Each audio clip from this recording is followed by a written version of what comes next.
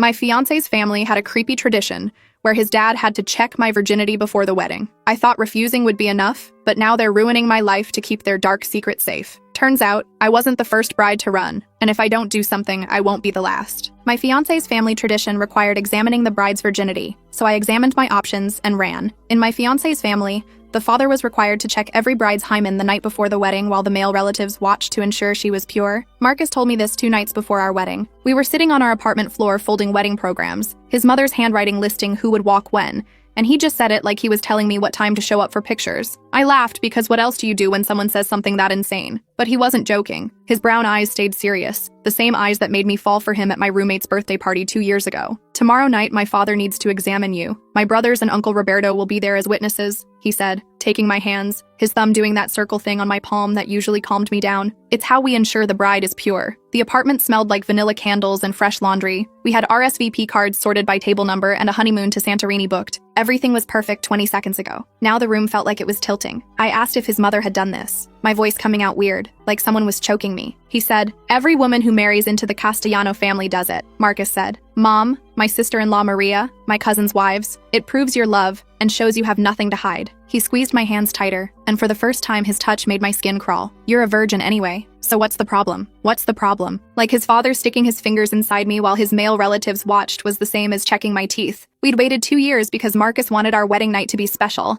and I'd thought it was romantic. But now I realized it was about ownership, about making sure the product was unopened before purchase. His family came from old Italian money, the kind where they still spoke Italian at Sunday dinners, and his grandmother wore black every day even though his grandfather died 15 years ago. They had traditions for everything: who carved the turkey, who made the sauce, who got married when. I'd loved being folded into something bigger than myself, loved how his mother taught me her recipes, and his father called me daughter, the warmth of belonging somewhere after growing up in a broken home. But this wasn't tradition. This was a violation dressed up in ceremony. "Marcus, no," I said, pulling my hands away. "That's not happening." His face crumpled like I'd slapped him. He started talking about defying his father, rejecting their family's honor, and how I didn't understand what I was asking him to do. The words tumbled out faster and faster, desperate. "Your family's honor requires violating me?" I asked. "It's not violation." He stood up, pacing our tiny living room like a caged animal. "It's verification. 1 moment of discomfort for a lifetime of acceptance. Mom says it takes less than 5 minutes." I thought about his mother, the same woman who'd held me when I cried about my grandmother dying, who'd spent hours teaching me to make fresh pasta, showing me how to fold the dough just right. She'd spread her legs for his father while his brothers watched. She'd lived with that memory for 30 years, serving Sunday dinner to the men who'd witnessed her humiliation. I grabbed my purse and keys and told him I needed to think, but he followed me to the door, his voice pitching higher, asking what there was to think about. Then he said it. "Unless you've been lying to me, don't," I said, already at the door. "Just don't." I drove to my best friend's apartment in the rain, my engagement ring catching every streetlight. 2 carats, princess cut, exactly what I'd dreamed about since I was 12. The ring felt heavier now, like a shackle. She opened the door to find me sobbing with mascara running down the dress I'd bought special for tomorrow's rehearsal dinner, the dress that was supposed to make his family love me even more. "He wants his dad to check if I'm a virgin," I said, and saying it out loud made it real, made it worse. She poured wine I couldn't drink and listened to every broken word as I explained how the man I loved expected me to spread my legs for his father's inspection. She held my hand for hours until exhaustion finally won,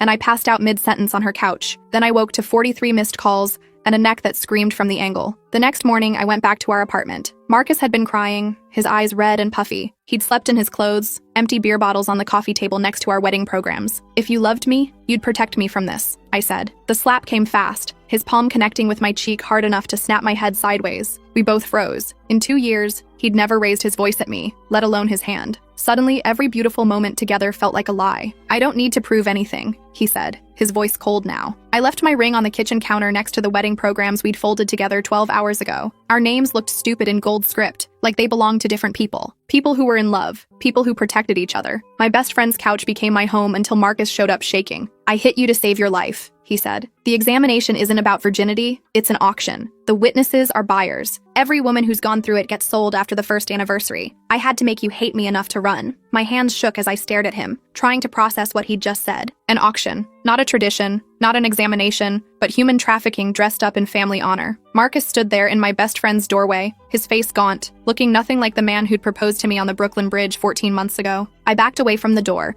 my friend appearing behind me with her phone already in her hand. Marcus raised his palms, a gesture meant to calm me that only made my skin crawl more. He started gathering papers from his messenger bag, wedding contracts, vendor agreements, anything with my name and address. His hands trembled like his father's did during those Sunday dinners I'd loved so much, when the old man would pour wine and tell stories about the old country. My friend stepped between us, but Marcus kept talking, explaining how his family would track me through the wedding vendors if I didn't let him help. The florist had my credit card, the venue had my parents' address for the final invoice, the photographer had everyone's contact information. He spread the papers on the coffee table, highlighting my information with shaking fingers. I grabbed my phone to call the wedding venue, my fingers fumbling with the numbers. The manager's cheerful voice made me want to scream. I explained I needed to cancel immediately, family emergency, while Marcus sorted through more documents. My friend watched him like a hawk, her law school training kicking in as she documented everything with her phone. The venue manager explained the cancellation penalty would be $8,000, due immediately, or they'd pursue legal action. My savings account had exactly $9,000, earmarked for first month's rent and security deposit on a new apartment after the honeymoon. I agreed to the penalty, my voice steady even as my future crumbled. Marcus's phone rang, his mother's ringtone, an Italian love song she'd danced to at our engagement party. He answered, turning away from us, his voice dropping to barely a whisper. I heard him breathe something that sounded like, "Please understand," before hanging up. His face had gone gray. My mother picked up on the third ring. I tried to explain, words tumbling out about Marcus's family, about trafficking, about the auction, but saying his family sells women out loud sounded insane, like some racist hysteria about Italians and organized crime. My mother's silence stretched until she finally asked if I'd been drinking. I hung up. My friend pulled me aside while Marcus continued sorting papers. She reminded me her bar exam was in 3 weeks, that the Castellanos funded her firm's scholarship program, that helping me could end her career before it started. I saw her loyalty wavering in real time, watched her calculate the cost of standing by me. She said she'd help today, but after that, I'd need to find somewhere else to stay. My phone buzzed with a text from my cousin asking if I could pick her up from school. Her mom was stuck at work again. Any other day, I would have said yes immediately. But through the window, I saw Mrs. Castellano's black Mercedes idling across the street. The choice felt impossible. Help family who needed me now, or protect myself from the family I was supposed to join tomorrow. I chose my cousin. By the time I got back 2 hours later, Mrs. Castellano had already been to my church. My friend filled me in, how Marcus's mother had shown up for afternoon prayer group, tears streaming as she shared how her future daughter-in-law had broken her son's heart and disappeared. The congregation wrapped their arms around her, promised prayers for our family's healing. She'd established the narrative while I was gone. The next morning, I called every vendor. The photographer threatened to sue for his full fee. The caterer kept my deposit. The church required written notice that I couldn't provide without going there in person. Each conversation drained my bank account further. When I called my boss to explain I'd need a few days off, I blamed a family emergency. HR documented everything, just like they always did. I didn't realize I was supporting the Castellanos' story about an unstable bride. Marcus showed up at the hospital where he worked, hyperventilating in the emergency room where everyone knew him as the sweet Castellano boy who brought cannoli for the nursing staff. They gave him oxygen and sympathy while texting about the poor guy whose fiancé had vanished. My own cousin started defending him after he'd helped with her science project last month. The betrayal stung worse than his slap. I needed our marriage license from the courthouse to prove we'd never actually married, but retrieving it meant creating an official record of my presence. The clerk at the marriage license office was Marcus's cousin Sophia. I'd met her at Easter dinner, watched her kids hunt for eggs in the Castellanos' backyard. Going there would be walking into a trap. I went anyway. The security camera caught me entering the courthouse records office at 11:47 a.m., my face clear in the footage. Sophia's expression when she saw me was almost sympathetic, like she knew exactly why I was there. She handed me the documents without a word, but I knew that footage would surface later, making me look obsessive, unstable, like a woman scorned. 3 days later, I spotted Maria at the pediatrician's office. Marcus's sister-in-law sat in the waiting room with her son, her face pale and drawn. Our eyes met across the room full of crying toddlers and exhausted mothers. She mouthed something that looked like help before looking away. Her son played with blocks while she gripped her purse like a lifeline. The Castellano family lawyer had been busy. My college roommate called to warn me they'd found the restraining order I'd filed against an ex-boyfriend junior year. The context, that he'd stalked me for months, didn't matter. They had paperwork showing, as the lawyer put it, a pattern of accusations. Every text I'd sent in our wedding planning group chat became evidence. My excitement about joining the family, my gratitude for their acceptance, all weaponized against me. I tried warning other women at the country club where the Castellanos held membership. The management flagged my attempts as harassment before I could finish explaining. Security escorted me out while Mrs. Castellano's tennis partners watched from the court. My desperation made me look exactly like the unhinged ex-fiancé they'd been told about. Marcus still had access to our shared bank account. I'd forgotten to remove him in the chaos of leaving. The transaction history showed regular transfers from various Castellano family accounts. Always the same amount, always 13 months apart. I screenshot everything before he could close the account, but exhaustion made me sloppy with my own work. I missed an important deadline. and my performance review now included reliability concerns. My mother called after my father's biggest client threatened to pull his contract. The client was Mr. Castellano. She begged me to apologize, to make this right, choosing my father's job over believing her daughter. The betrayal cut deeper than Marcus's slap. I stopped answering her calls. At the grocery store, clerks who'd smiled at me for years now avoided eye contact. Mrs. Castellano's prayer request about the troubled young woman who broke her son's heart had spread through our small community like wildfire. Whispers followed me down the aisles. The butcher who'd saved the good cuts for our wedding dinner turned his back when I approached the counter. Marcus's lie about my medication non-compliance aligned perfectly with the pharmacy records showing my anxiety prescription. Never mind that I'd been taking it responsibly for years, that it was for normal anxiety, not whatever instability they were implying. The truth didn't matter when the lie fit their narrative better. My best friend admitted she needed the Castellano recommendation letter for her law school application. Her scholarship depended on it. She let me stay one more night but made it clear this was the end. I understood. I'd have made the same choice in her position, probably. When I tried to prove Marcus had lied about his parents' perfect marriage, I accidentally revealed I'd known about his mother's affair. She'd confided in me last Christmas after too much wine, crying about the loneliness of a loveless marriage. Now my knowledge made me look vindictive, like I was lashing out with family secrets. I bought wine after another failed attempt to get someone to listen. One bottle to help me sleep. The liquor store clerk, another Castellano family friend, took photos of my purchase. Within hours, my drinking problem became part of the narrative. The unstable ex-fiancé drowning her sorrows. That night, Marcus texted from a number I didn't recognize. I tried to save you. The words sat on my phone screen while I lay on my friend's couch for the last time. Tomorrow I'd need to find somewhere else to stay. My savings were nearly gone, my family had chosen their side,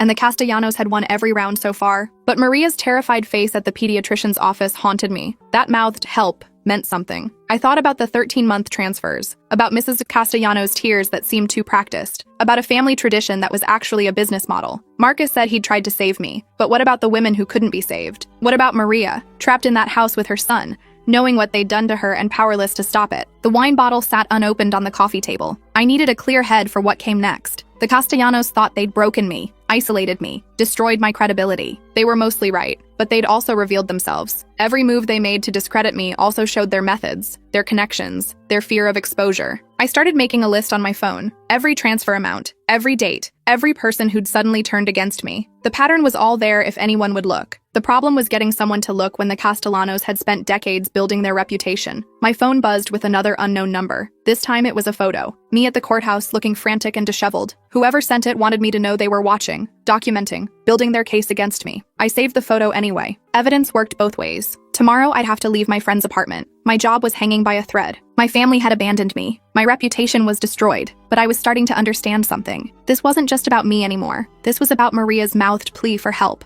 about the 13-month transfers, about the other women who'd married into the Castellano family and disappeared into their roles as wives and mothers, never speaking about what happened after their first anniversary. Marcus was right about one thing. He had tried to save me, but in doing so, he'd exposed something the Castellanos had kept hidden for generations. They'd survived by choosing vulnerable women, women without strong support systems, women who could be isolated and controlled. They hadn't counted on choosing one who had nothing left to lose. I closed my eyes on my friend's couch for the last time, knowing tomorrow would bring new attacks, new attempts to break me. But something had shifted. I wasn't just running anymore. I was gathering evidence. And somewhere in that perfect Italian-American family's history, there had to be other women like me. Women who'd run. Women who'd tried to speak up. Women whose stories had been buried under accusations of instability and drinking problems. The Castellanos had made one mistake. They'd shown me exactly how they operated. Every move they made to discredit me also revealed their playbook. And tomorrow, I'd start using it against them. The Castellanos started attending my church the following Sunday. They sat in my grandmother's old pew, third row from the front, where I'd spent every Sunday of my childhood. Mrs. Castellano wore pearls and a modest black dress, her husband's hand resting protectively on her knee. Marcus flanked them with his brothers, all in pressed suits, looking like grieving saints. The congregation welcomed them with open arms. I watched from my car in the parking lot, too afraid to go inside my own sanctuary. The church secretary emerged after service and walked straight to my car. She tapped on my window and handed me a letter. The church board had received concerning reports about my behavior. They suggested I seek counseling before returning to worship. The Castellanos had taken my spiritual home in less than a week. That afternoon, I ran into Maria at the pharmacy. She was picking up medication while her son played with the blood pressure machine. When she saw me, her whole body tensed. I approached carefully, pretending to browse vitamins nearby. She whispered quickly while examining aspirin bottles, explaining that her husband monitored her phone, her email, her every movement. She'd tried to leave once. They'd threatened to take her son, said no judge would give custody to an unstable mother who abandoned her family. The pharmacist called her name, and she grabbed her prescription and fled. I realized our conversation had been witnessed. The pharmacy security guard, whose daughter went to school with Maria's son, was already on his phone. By evening, Maria's version would be different. I'd harassed her, made wild accusations, frightened her child. The truth evaporated the moment she left the store. My old wedding planning emails started circulating among the Castellanos' friends, messages where I'd gushed about joining their family, about how lucky I felt, how I couldn't wait to be a Castellano. The context was stripped away,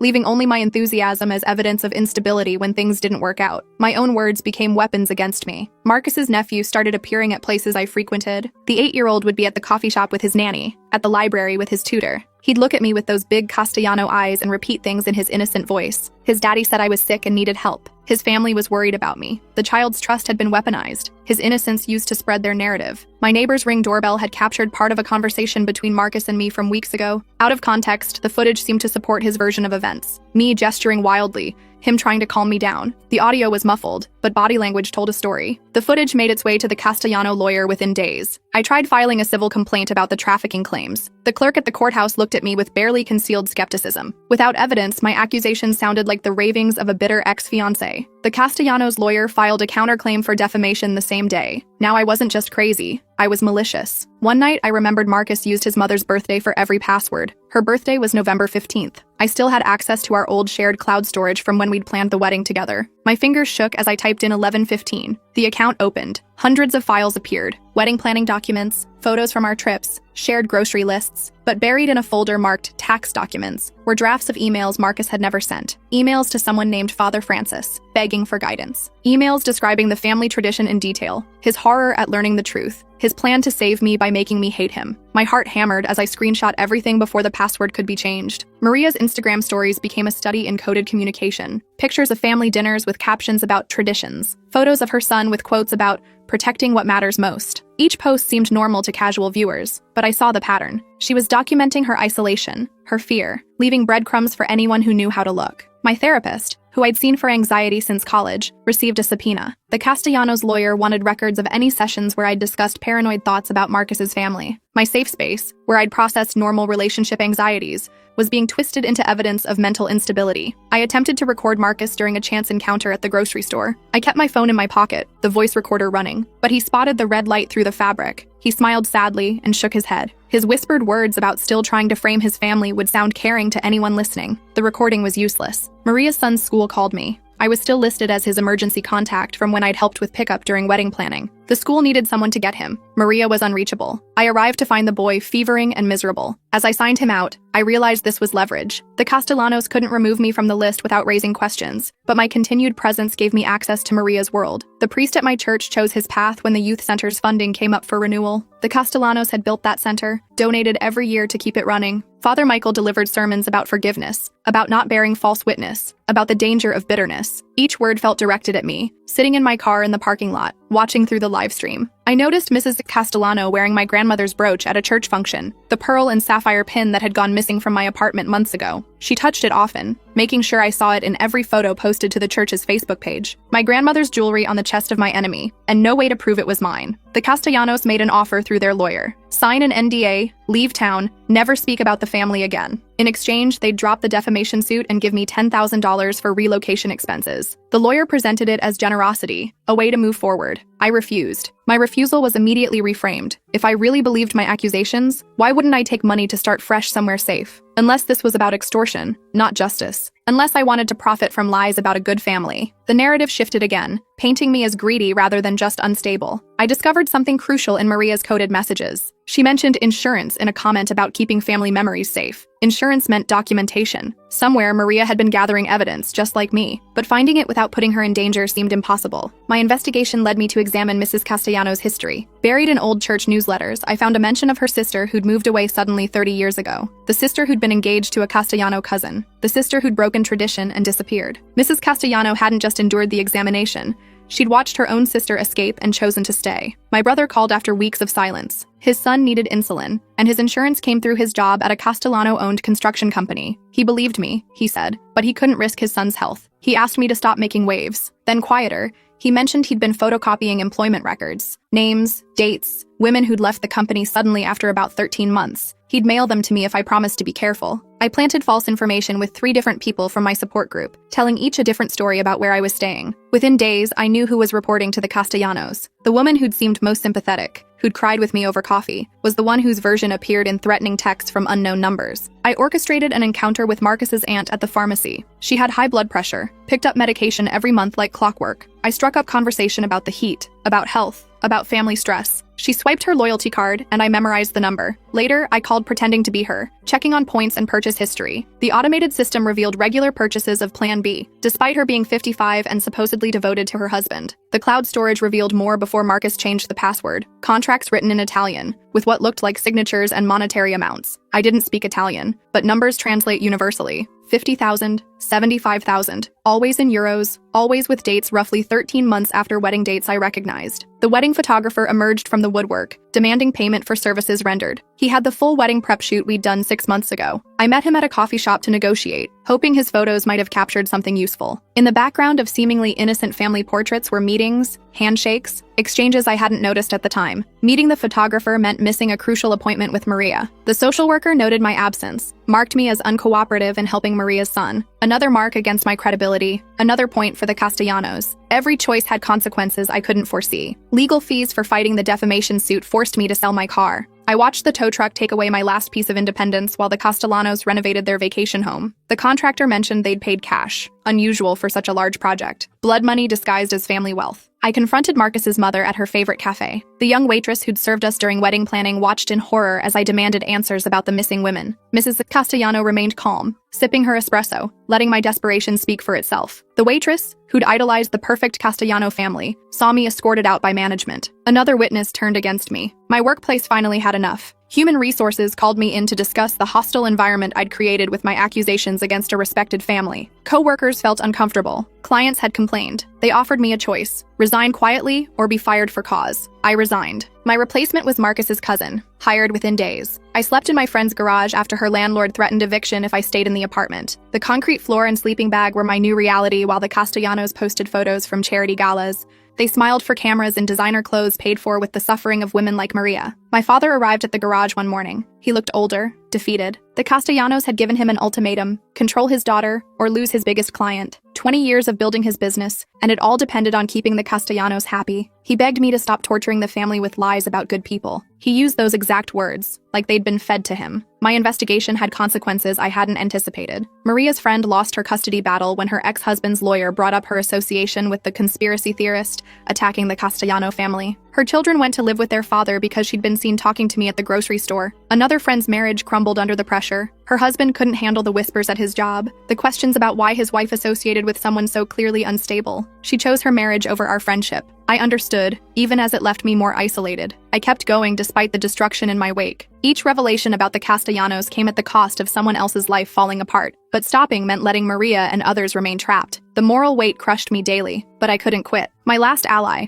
a woman from group therapy, asked a question that haunted me. What if Marcus had lied about the auction too? What if this was all an elaborate manipulation to destroy me for leaving him? I couldn't answer with certainty anymore. The truth had become so twisted, so buried under lies and counterlies, that even I sometimes doubted what I knew. During one desperate moment months ago, I'd keyed Marcus's car after an argument about his mother's controlling behavior. I'd apologized immediately, paid for the repair. Now that incident surfaced in the Castellano lawyer's filing. Evidence of my violent tendencies and property destruction. Every mistake I'd ever made was being cataloged and weaponized. Looking through old videos from Maria's baby shower, I spotted something I'd missed. During her speech about family traditions, her hands had trembled. She'd mentioned being grateful for the Castellano family's protection, but her eyes had darted to the exits. She'd been asking for help 6 months ago, and I'd been too blind to see it. The Castellano lawyer filed an expedited defamation suit. My own lawyer withdrew, citing a conflict of interest that materialized overnight. I suspected the Castellanos had found leverage on him too. Legal aid wouldn't touch the case. I was alone in the courtroom, representing myself against a team of suits. Through all of this, I began to understand something about Marcus's father. He genuinely believed he was protecting family honor through generations of tradition. In his mind, the examination ensured purity. The auction ensured the women stayed with good families who'd paid well for them. It was twisted love mixed with cultural obligation, not pure evil. That made it worse somehow. The same dynamic appeared throughout the family. They participated not out of malice, but out of misguided loyalty. Mothers who'd endured it insisted their daughters-in-law do the same. Brothers who'd witnessed it became complicit through silence. Generation after generation,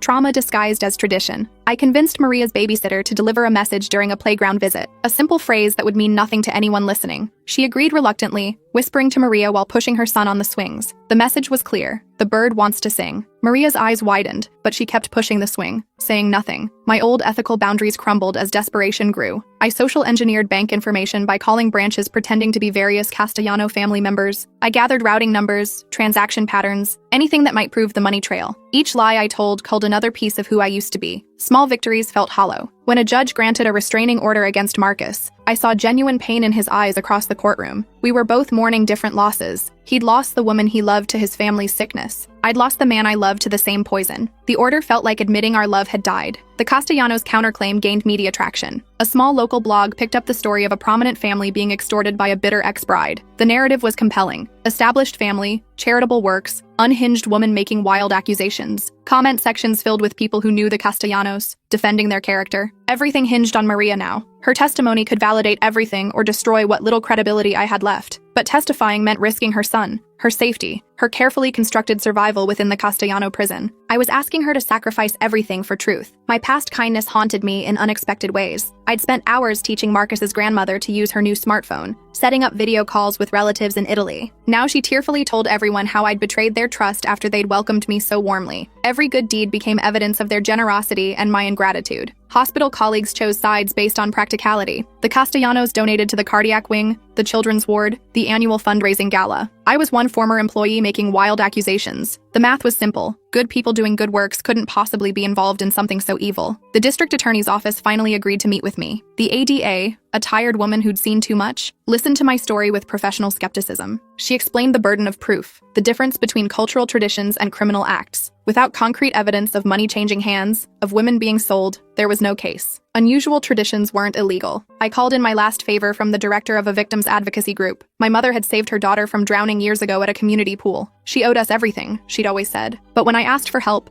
she offered only a lawyer referral and regret. The organization couldn't risk its reputation on unproven claims. Discovery in the civil suit revealed painful truths. Mrs. Castellano had known about the trafficking, but stayed to protect her children from worse fates. Other families in their circle had darker traditions, more violent outcomes. She'd chosen what she saw as the lesser evil, sacrificing herself to save her daughters from worse. Maria had been documenting everything, just as I'd suspected. For 23 months, she'd gathered evidence while living in terror. USB drives hidden in her son's toys, photos cached in obscure cloud folders, recordings made on burner phones. She'd built a case while smiling at family dinners, knowing one discovery meant death or worse. During a supervised visit with Maria's son, I felt the weight of something unusual in his teddy bear. My fingers found a small USB drive sewn into the seam. Maria had been watching from across the playground, her eyes pleading. I palmed the drive, my heart racing. This was the evidence we needed. The USB contained everything. Financial records showing payments from family investors exactly 13 months after weddings. Photos of meetings with potential buyers. Audio recordings of negotiations in Italian and English. Maria had risked everything to compile this proof. I learned that some women chose the auction over divorce. Leaving meant losing their children, being cut off from all support, starting over with nothing. The buyers were often relatives or family friends who'd treat them well. It was slavery with golden chains, but some found it preferable to destitution. The system perpetuated itself through impossible choices. Maria and I developed a plan. She'd testify in exchange for immediate protective custody for her and her son. I'd provide the evidence to support her claims. We both knew the cost would be everything. Our families, our communities, our safety. But the alternative was letting it continue for another generation. Marcus's father made a notarized statement about family investments that contradicted his alibi for several dates. He'd claimed to be at business meetings when payment exchanges occurred, but his own paperwork placed him at family gatherings instead. The lie was small but significant. After 3 months of building our case, I presented everything to the ADA. Financial records, Maria's recordings, the USB evidence, witness statements from women who'd fled the family years ago. The prosecutor's skepticism cracked, then crumbled. She saw what I'd seen, a generational system of trafficking disguised as tradition. The investigation expanded quickly. 3 generations of Castellano women had been sold or silenced. Some had died in suspicious accidents. Others lived comfortable lives with their buyers, unable to leave but unwilling to risk their children's safety by speaking out. The pattern was clear once you knew where to look. Both families prepared for the storm ahead. The Castellanos hired more lawyers, called in favors, prepared to fight with everything they had. My family, what was left of it, braced for the shame of association. We all knew this would end with destruction on both sides. 6 months of investigation revealed the full scope. Not just the Castellanos, but 3 other prominent families in our community ran similar operations. They shared buyers, compared prices, maintained the system through mutual protection. What started as one family's tradition had become an underground market. The prosecutor prepared charges carefully: human trafficking, conspiracy, money laundering. Each count supported by Maria's meticulous documentation and corroborating evidence from financial records. The case was solid, but would take months to prosecute. In the meantime, we lived in limbo. Marcus agreed to testify for the prosecution in exchange for a reduced sentence. His confession filled in gaps, explained the psychological manipulation used to ensure compliance. He'd been raised to see it as protection, only understanding the horror when he'd fallen in love with me. His cooperation felt like a betrayal to his family and validation to me. Other women came forward slowly. Marcus's cousin who'd fled to California, a woman who'd escaped her buyer after 2 years. Each story added weight to the prosecution's case. The Castellano family's reputation crumbled as victim after victim spoke their truth. The trial date approached like a storm on the horizon. I spent my days preparing testimony, reviewing evidence, trying to stay sane while my life existed in suspension. Maria and her son lived in a safe house, protected but imprisoned by their choice to speak out. We texted daily, supporting each other through the wait. I moved to a new city temporarily, staying with a distant relative who barely knew me. The Castellano influence didn't reach there, but neither did any support system. I worked temp jobs, saved money, tried to imagine a future after the trial. Some days I succeeded. The investigation uncovered something that changed everything. Mr. Castellano hadn't just participated in the family tradition, he'd been sold himself. At 19, his own father had traded him to a cousin for business connections. He'd perpetuated the cycle he'd been trapped in, victim becoming victimizer across generations. This revelation reframed the entire case. Not just evil people doing evil things, but a system of trauma passed down like a cursed heirloom. Each generation thought they were protecting the next while actually destroying them. The prosecutor added charges but also recommended psychological evaluation for all involved. Maria's testimony date arrived. She entered the courtroom in a simple black dress, her son safely with her sister out of state. For 3 days, she detailed the horror of her marriage, the auction, the life that followed. Her voice never wavered, even when describing the worst moments. She was the hero I'd tried to be. The Castellano accountant flipped when faced with evidence of his involvement. He'd thought he was helping with tax evasion, not human trafficking. His testimony revealed the financial structure, how payments were disguised as investments, how the money moved through legitimate businesses. 8 months of negotiation had bought his cooperation. Digital forensics recovered deleted files from the family computers, contracts going back decades, names and prices clearly listed. The evidence was overwhelming. What had seemed like paranoid accusations months ago now appeared as documented fact in court exhibits. The truth emerged in layers. Love and ownership intertwined in sick ways. Mothers who'd been sold convincing themselves their daughters needed the same experience. Fathers who'd bought wives believing they were saving them. Everyone in the system, both victim and perpetrator. Trauma bonding them together. The judge ordered investigations into every Castellano marriage over 40 years. Social services intervened where children were involved. The family empire crumbled as assets were frozen. Businesses investigated, connections severed. The prominent family became pariahs overnight. I was asked to speak at sentencing about the impact on my life. I requested therapy and accountability, not just prison time. The cycle needed to break, not just punish. Some victims agreed, others wanted maximum sentences. We were united in survival, but divided in what justice meant. Immediate custody changes saved some children. Maria's son went to live with her sister permanently. Other children were placed with relatives outside the family circle. The next generation might escape the poison, though trauma would echo for years. The community split between those who'd suspected something and those who refused to believe. Local businesses that had profited from Castellano money faced boycotts. Churches that had taken their donations faced questions about complicity. The reckoning went beyond just the family. A year later, I lived in a new city permanently. Trust came hard, maybe impossible. I flinched when I heard Italian being spoken, avoided anyone who reminded me of the Castellanos. Therapy helped but couldn't erase the scars. I'd survived, but at a cost I was still calculating. A federal trafficking prevention program cited our case as a study in how generational trauma disguised itself as tradition. Training materials for social workers, law enforcement, and medical professionals included warning signs we'd all missed. Maybe future victims would be saved by our suffering. Marcus served a minimum sentence after his cooperation. His letters arrived monthly, full of apology and explanation. I never answered but couldn't bring myself to throw them away. He was rebuilding his life too, carrying his own scars from a family that had twisted love into ownership. The other families involved faced their own prosecutions. The network collapsed as each trial revealed more connections. What had seemed like isolated tradition was exposed as organized crime spanning generations. Dozens of women found freedom, though freedom came with its own challenges. Support groups formed for survivors. We met monthly, sharing stories and strategies for building new lives. Some had been sold, others had escaped before marriage. A few were family members who'd enabled the system unknowingly. All of us were navigating the aftermath together. Mrs. Castellano received counseling instead of prison time. Her cooperation and status as a victim herself earned leniency. She lived quietly now, estranged from most of her family, trying to make amends where possible. I'd seen her at the grocery store once, both of us pretending not to notice the other. The financial settlements helped some victims start over. Money seized from the trafficking operation was distributed to survivors. It wasn't enough to compensate for what we'd lost, but provided practical help for rebuilding. I used mine for continued therapy and vocational training. Some days I wondered if I'd made the right choice. The destruction had been so complete, so many lives shattered. But then I'd get a message from a woman who'd escaped because of our case, who'd found the courage to leave because we'd spoken up. Those messages made the cost worthwhile. The Castellano name became synonymous with the scandal. Marcus's brothers served varying sentences. His father died in prison. Whether from shame or age, nobody was certain. The family tradition ended, but its echoes would last generations. I found purpose in advocacy work, speaking at conferences, training law enforcement, helping other survivors navigate the legal system. My story became a teaching tool. My pain transformed into prevention. It wasn't the life I'd planned, but it had meaning. Maria thrived in her freedom. She went back to school, became a social worker specializing in domestic trafficking. Her son grew up knowing his mother was a hero who'd risked everything for their freedom. They visited me sometimes, the only family I felt safe claiming. The wedding dress I'd never worn hung in my closet for months before I donated it. Some other bride would wear it to her happily ever after,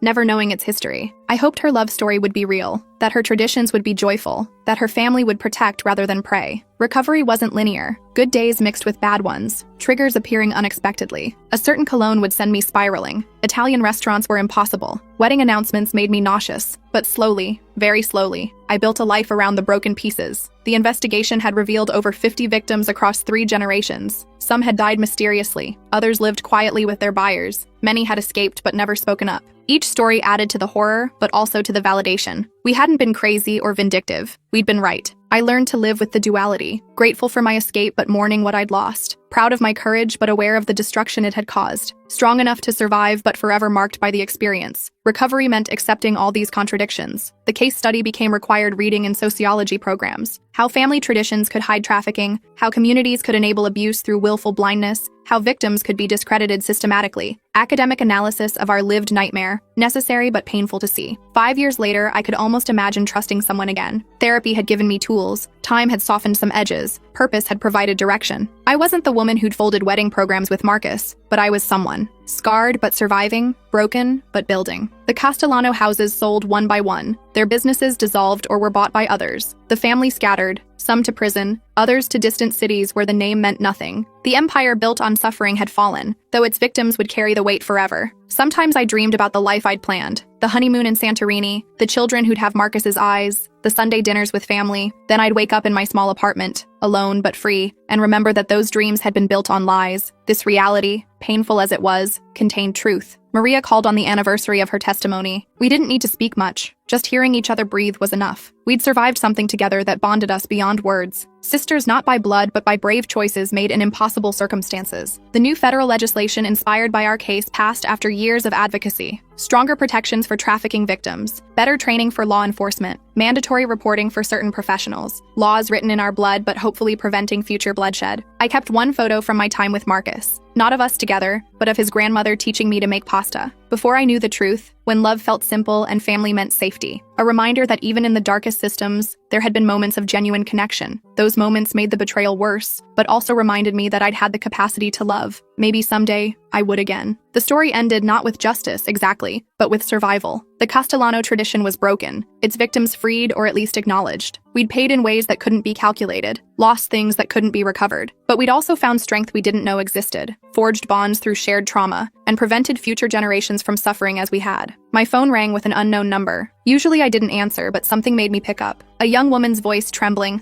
asking if I was the one who'd exposed the Castellanos. Her fiancé's family had a similar tradition. She'd found my story online, recognized the signs, needed help getting out. I gave her the number for the victim advocacy group, promised to meet her tomorrow, told her she wasn't crazy. After we hung up, I sat in my small kitchen, looking at the life I'd built from ruins. Not the life I'd planned, but one with purpose. The Castellano tradition had ended with my refusal, but its victims would need support for generations. This was my work now, my purpose carved from pain. Tomorrow I'd meet another scared woman, help her see the truth hidden behind tradition, support her escape from a system designed to trap her. The cycle continued, but now we had tools to break it. Knowledge, support, proof that survival was possible. The cost had been everything I'd thought I wanted. The reward was a truth that might save others. Most days, that felt like enough. The discovery in Mrs. Castellano's past explained everything. Her sister hadn't just moved away, she'd been the first to refuse the examination. The family had erased her existence, but digital archives revealed her fate. She'd lived quietly in Maine for 30 years, running a small bakery, never marrying. I found her through property records and made the call that changed everything. Her voice cracked when I mentioned the Castellanos. She agreed to provide a sworn statement about her experience, about the threats, about why she'd stayed silent. Her testimony would prove the pattern went back generations. I drove 12 hours straight to meet her,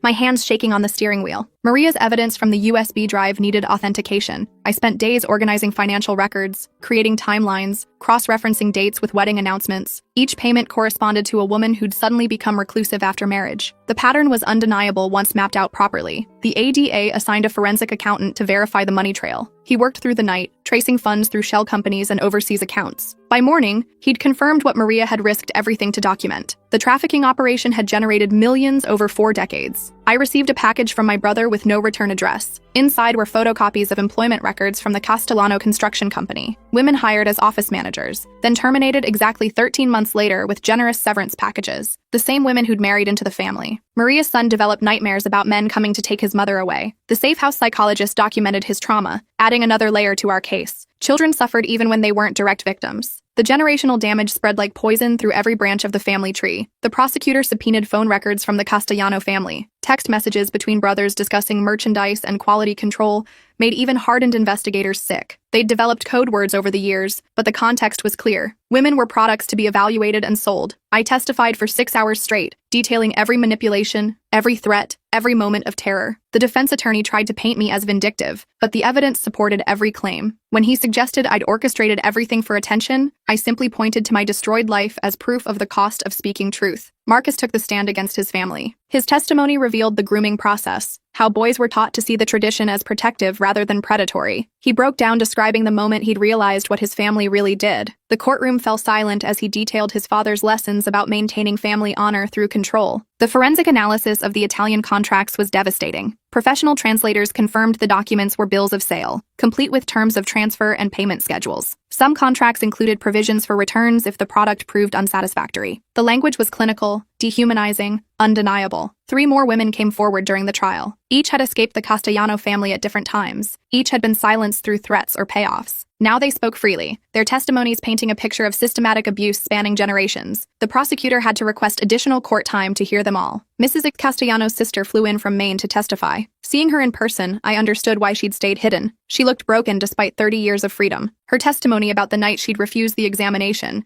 and fled with only the clothes on her back left several jurors in tears. The defense's case crumbled when their own witnesses contradicted each other. Family friends called to provide character references accidentally revealed knowledge of the tradition. One elderly woman mentioned how fortunate the brides were to have their virtue verified by family. She seemed genuinely confused by the prosecutor's horror. Bank records subpoenaed from Italian institutions revealed the international scope. The Castellano family had connections to similar operations in Sicily and Naples. While we couldn't prosecute overseas crimes, the evidence showed this wasn't an isolated American tradition, but part of a larger network. Maria's husband tried to intimidate her during a court recess. Security intervened, but the damage was done. She spent the rest of her testimony looking at the exit doors. Still, she continued, her voice steady as she described the auction process, the buyers examining her like livestock, the payment that sealed her fate. The jury deliberated for only 4 hours, guilty on all counts: human trafficking, conspiracy, money laundering, racketeering. As the verdicts were read, Mrs. Castellano fainted. Her sons sat stone-faced while their father wept. Marcus kept his eyes on his hands, shoulders shaking with silent sobs. Sentencing brought no satisfaction, only exhaustion. Mr. Castellano received 25 years. His sons got 15 to 20. The buyers who could be identified faced their own trials. Mrs. Castellano and other victim participants received suspended sentences with mandatory counseling. The judge acknowledged the complex dynamics of victimization within criminal enterprises. The community backlash was swift and brutal. Businesses that had thrived on Castellano money closed within months. The church lost half its congregation, split between those who'd suspected something and those who felt betrayed by their own blindness. Support groups formed for both survivors and community members grappling with their complicity. I returned to pack what little I'd left in storage. The town felt different, smaller, poisoned by revealed secrets. At the grocery store, people stared openly, some with sympathy, others with accusation. I destroyed their comfortable illusions about the nice Italian family who donated to every charity. Maria's divorce proceedings were expedited given the criminal convictions. She received full custody and a restraining order that actually meant something now. Watching her walk out of court with her son's hand in hers was the closest thing to victory I'd felt. She was free, truly free, for the first time in years. The Castellano properties were seized as proceeds of criminal enterprise. The main house, scene of so many Sunday dinners I'd loved, became evidence. Investigators found records hidden in the wine cellar, documentation going back 60 years. The tradition was older than anyone had imagined. Other families distanced themselves quickly from the Castellanos. The 3 other operations the investigation had uncovered went underground or dissolved. Without the protection of community standing and mutual support, the network couldn't survive exposure. Fear accomplished what justice couldn't reach. I started receiving letters from women I'd never met. Survivors who'd seen the trial coverage, who recognized their own stories in our testimony. Some had escaped similar families. Others were still trapped, but now had hope. Each letter reminded me why the destruction had been necessary. The financial settlements took months to finalize. Seized assets were distributed among identified victims, according to a formula that tried to quantify suffering. It was impossible, of course. How do you put a price on years of captivity, on children raised in trauma, on lives destroyed by tradition? But the money helped with practical needs. Marcus completed his sentence in minimum security, his cooperation earning early release. He sent one final letter apologizing for everything, acknowledging he'd never truly understand the harm his family had caused. He was moving across the country, changing his name, trying to build something from the ashes of his old life. I found work with a nonprofit focused on domestic trafficking. My experience, painful as it was, qualified me uniquely to help other survivors navigate the legal system. Every woman I helped escape felt like a small victory against the Castellanos and families like them. The nightmares faded slowly. Therapy helped, but time helped more. I learned to stop flinching at Italian accents, to eat pasta without remembering Mrs. Castellano's kitchen, to see wedding announcements without panic. Recovery meant reclaiming small pieces of normal life. Maria and I maintained contact through careful channels. She'd enrolled in community college, studying social work. Her son was thriving in their new life, the nightmares replaced by normal childhood concerns. We didn't talk often, but knowing she was building something good helped on the bad days. The case files were sealed after appeals were exhausted, boxes of evidence documenting generations of trafficking locked away in federal storage. But the knowledge remained in the community, in the survivors, in the systems now watching for signs they'd previously ignored. 5 years after that night Marcus first told me about the examination, I stood in a courthouse again, this time as an advocate, supporting another woman whose immigrant family had similar traditions. The cycle continued, but now we had precedent, support systems, and prosecutors who believed. The Castellano case had changed how these crimes were understood and prosecuted. I never returned to my hometown except for necessary legal proceedings. The place held too many poisoned memories, but I heard from others how it had changed. The Castellano name was gone from buildings, scholarships, memorial plaques. The family's legacy had been erased as thoroughly as they'd once erased Mrs. Castellano's sister. Sometimes I wondered about the women who'd chosen to stay with their buyers,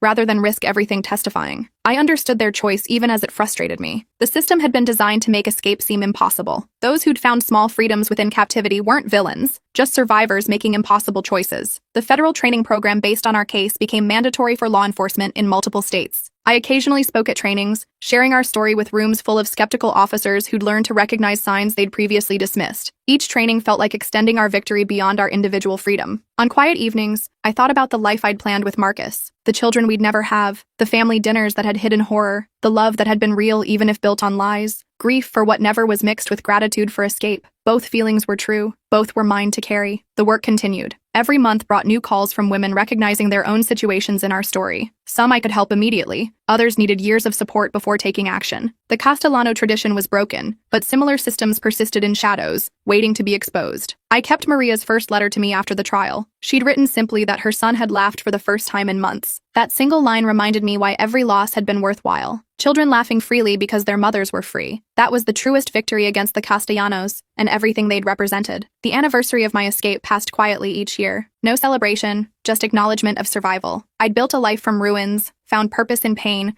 created meaning from destruction. It wasn't the life I'd planned, but it was mine, honestly earned and freely chosen. My phone rang with another unknown number, another woman needing help, another family tradition hiding trafficking, another cycle to break. I answered, ready to believe her, support her, help her find the courage to run. This was my work now, my purpose carved from experience. The Castellano tradition had ended with my refusal to submit. Now I helped others find their own refusal, their own escape, their own freedom. The cost had been everything I'd thought I wanted. The reward was truth, survival, and the knowledge that others would be spared because I'd spoken. Most days that was enough. Some days it was everything.